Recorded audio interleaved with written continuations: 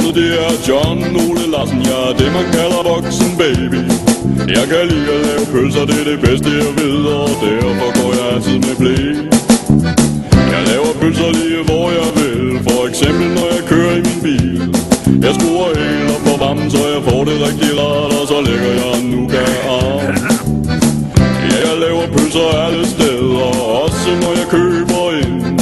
Jeg lusker rundt i supermarkedet med et smør og smil, for der er myldretid i min tarm. Jeg laver bummelum bum og bummelum bum, bummelum bum og bummelum bum, bummelum bum og bummelum bum, bum og bum og bum og bummelum. Nogle gange tager jeg blæen af, for eksempel når jeg skal i karbad.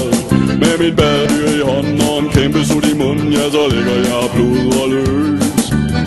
Så får jeg lyst til at hygge brutte, så vandet det bliver rigtig lus.